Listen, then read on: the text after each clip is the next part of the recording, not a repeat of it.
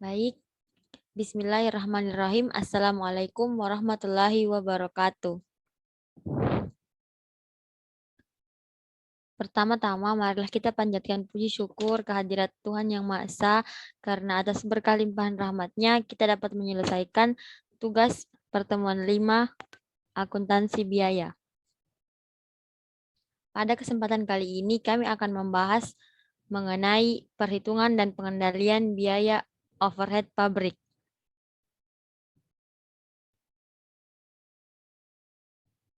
Sebelumnya, saya ingin mengenalkan anggota kelompok saya. Yang pertama, saya sendiri Husna Hairia. Yang kedua, ada rekan saya Muhammad Alif Kurniawan. Dan yang ketiga ada Muhammad Rahmat Herdiansyah. Untuk yang pertama, saya akan menjelaskan mengenai biaya overhead, pengertian biaya overhead pabrik. Biaya overhead pabrik adalah biaya produksi selain bahan baku dan biaya tenaga kerja langsung. Biaya overhead pabrik didefinisikan sebagai bahan tidak langsung, buruh tidak langsung, dan biaya-biaya lainnya yang tidak secara mudah diidentifikasikan atau dibebankan langsung pada suatu pekerjaan, hasil produksi, atau tujuan akhir biaya tertentu, seperti kontrak-kontrak pemerintah. Overhead pabrik memiliki dua karakteristik yang harus dipertimbangkan dalam pembebanannya sebagai hasil produksi yang layak. Adapun karakteristik ini menyangkut hubungan khusus antara overhead pabrik dengan produk itu sendiri. Yang pertama, karakteristik pertama dalam hubungannya dengan produk itu sendiri, berbeda dengan bahan langsung dan biaya tenaga kerja langsung. Biaya overhead pabrik merupakan bagian yang tidak berwujud dari barang jadi.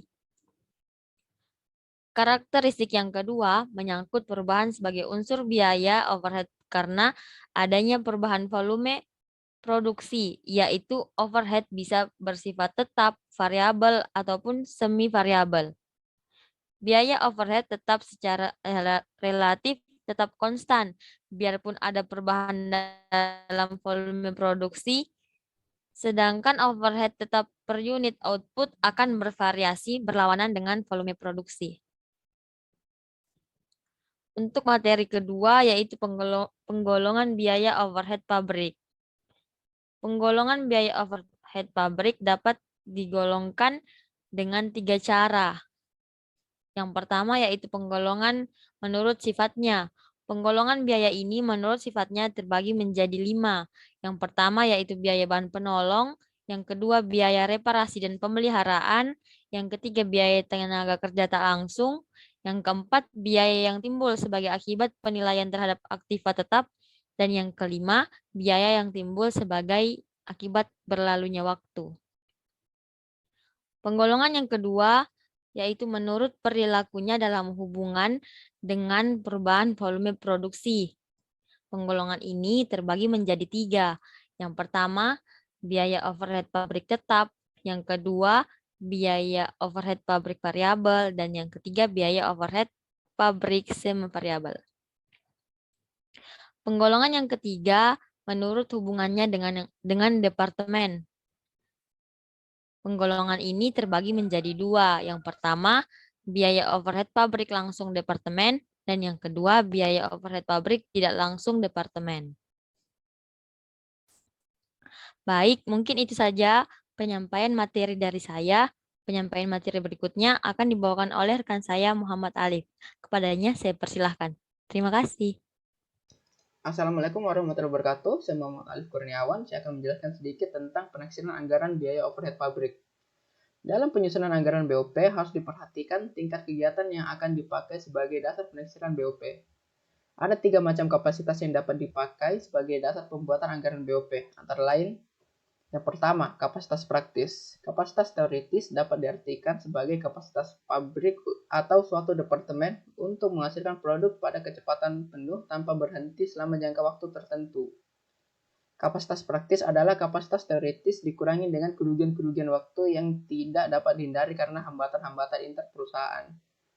Perlu diperhitungkan kelonggaran-kelonggaran waktu dalam penentuan kapasitas seperti penghentian pabrik yang tidak dapat dihindari karena kerusakan mesin.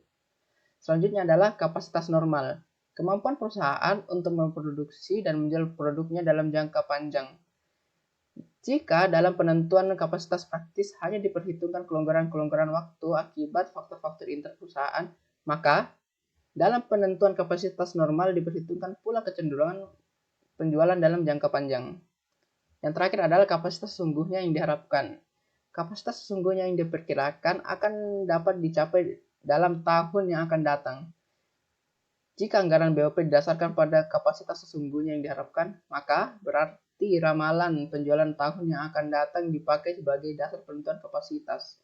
Sedangkan jika anggaran tersebut didasarkan pada kapasitas praktis dan normal, maka titik berat diletakkan pada kapasitas fisik pabrik. Selanjutnya adalah dasar pembebanan biaya overhead pabrik. Penentuan tarif biaya overhead pabrik dapat menggunakan dasar pembebanan yang dapat dipilih dari salah satu dasar berikut ini. Yang pertama adalah jumlah satuan produk, kedua biaya bahan baku, ketiga biaya kerja langsung, keempat tenaga kerja langsung, dan yang terakhir adalah jam mesin. Faktor-faktor yang dipertimbangkan dalam memilih tarif dasar pembebanan biaya overhead pabrik adalah sebagai berikut. Yaitu dasar pembebanan yang mempunyai hubungan lebih dekat dengan fungsi biaya overhead pabrik. Seperti apabila biaya overhead pabrik didominasi oleh elemen-elemen biaya yang berhubungan dengan biaya bahan atau material oriented overhead. Seperti biaya sewa gedung, asuransi gudang, biaya bahan baku penolong, maka dasar pembebanan yang lebih dekat dengan biaya overhead pabrik adalah biaya bahan baku.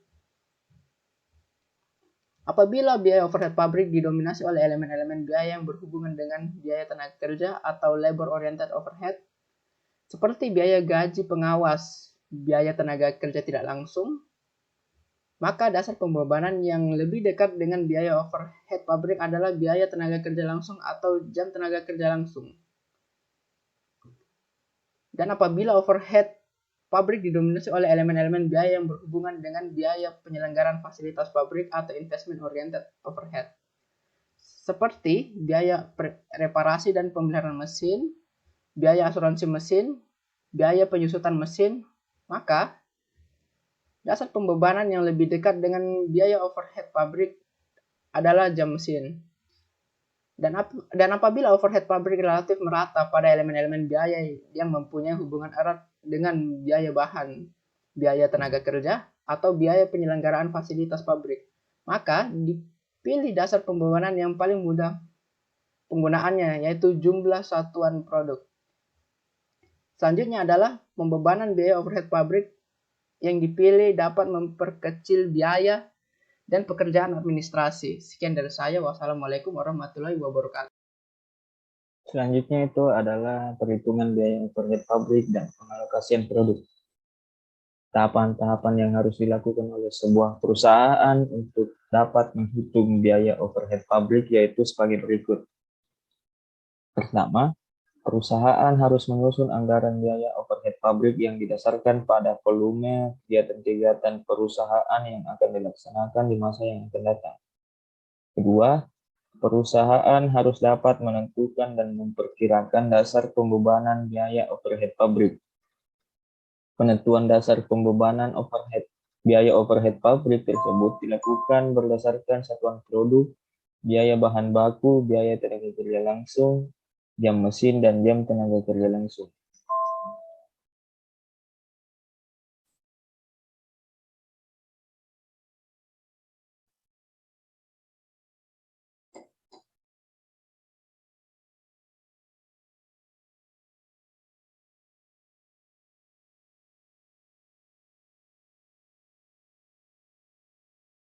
Selanjutnya, perhitungan biaya overhead pabrik dan pengalokasian produk yang masih sama itu bagaimana menghitung biaya overhead pabrik yang di dalam slide ini dapat dilihat dengan melakukan rumus biaya overhead pabrik yang dianggarkan dibagi taksiran dasar pembebanan yang yakni kita dapat tarif biaya overhead pabrik.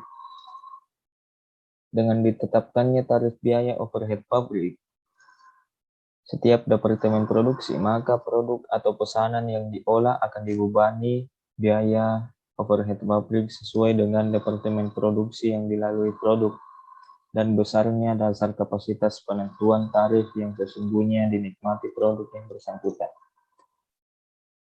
Selanjutnya, selisih biaya overhead pabrik. Pertama, perhitungan selisih biaya overhead pabrik. Dalam menghitung selisih BOP, harus membandingkan antara BOP sesungguhnya dengan BOP yang dibebankan. Jika BOP sesungguhnya lebih besar dari BOP dibebankan disebut under applied factory overhead yang sifatnya tidak menguntungkan. Sebaliknya, bila biaya dibebankan lebih besar, maka disebut over applied factory overhead yang sifatnya menguntungkan atau laba. Poin kedua, analisis selisih BOP. A. Selisih anggaran